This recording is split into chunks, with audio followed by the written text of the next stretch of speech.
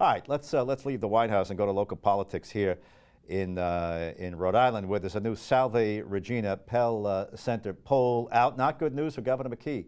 He's down 20 points to Helena Foulkes. Go ahead and put up that full screen. This is the full screen on the Democratic race for governor. The numbers are Helena Foulkes 48%, Dan McKee 28%, undecided 22%. He's got a heavy lift. Even if he got most of those undecided, according to this poll, he's not going to beat Helena Foulkes. Let's go to the Rhode Island side of this. Elaine Polino, the newcomer, big on Facebook, but not running any commercials, and nobody really knows her apart from her Facebook fans. But apparently she's got a base enough to beat Aaron Gukian. On the Republican side, she's got him by 20 points. Polino, 37. Aaron Gukian, 17. Undecided, 44. More of a room to change it around in that particular race. Let's go to Attorney General. You got 4 of them running, 4 Democrats vying for the Attorney General's job. Kim Ahern is the leader, 23%. She was just on the debate with me.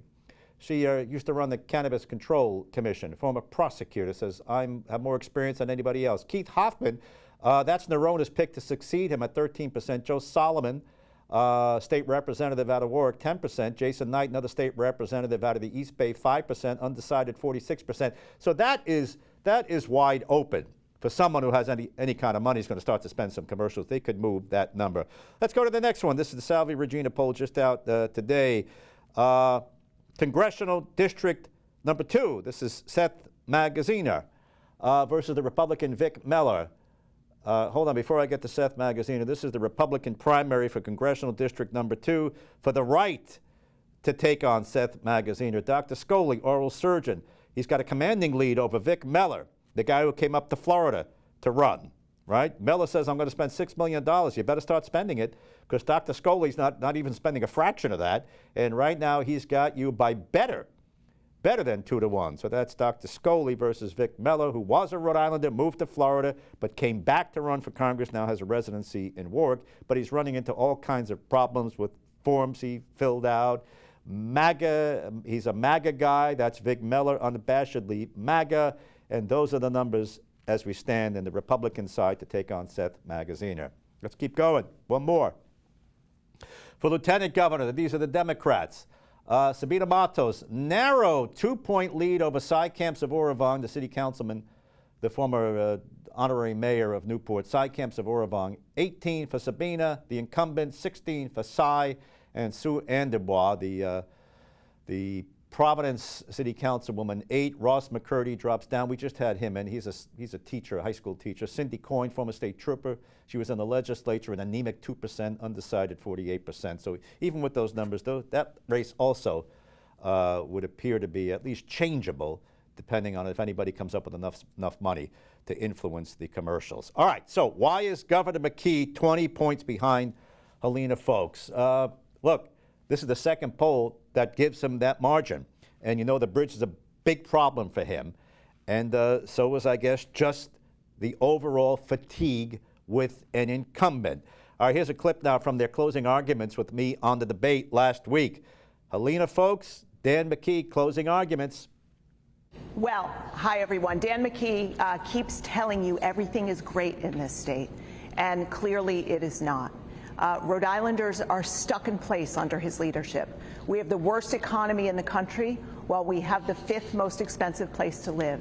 He hasn't addressed the housing crisis. There's not a single city or town where a family making $100,000 could afford to live. And his approach on the Washington Bridge was a complete disaster and has left all of us in gridlock. Everywhere I go, people say we need change. We need a governor who's going to help us around making sure we build homes, we have jobs, and that we can have a healthcare system that works. I'm so excited to have the support of so many incredible Democrats. Democrat leaders in Providence, the town committees in Providence, in Cranston, Warwick, the governor's own town committee in Cumberland endorsed me because people know there's a need for change. I'm excited to lead. I ask all of you for your support. I'd love you to come along with me. Thank you so much. Helena, thank you. Thanks for keeping it on time. Governor, same thing. Address your camera. Give us your closing statement, please. So this election is a choice. It's a choice between a governor who grew up at a boys club, rubbing elbows with every walk of life and bringing that to my office every day for the people of the state of Rhode Island, and a executive, a corporate executive, uninformed, unapologetic for the things that we brought up today, $80,000 a day, and she's out there telling everybody they understand what we go through. I am the governor for the people, and as long as I am the governor, it will be an office for the people. My opponent feels as though she can buy it with money, and that's not going to happen. She's not going to be able to buy this office because the people of the state of Rhode Island heard tonight the difference between myself and my opponent. I am with the people. I am with you. That's why I have all the working labor unions, the teachers, the nurses, on and on and on, because they know I stand for the people of the state of Rhode Island, and my opponent stands for big money. Well, she's got a lot more money than he does to spend. He doesn't have all of the unions. He has some union support. All right.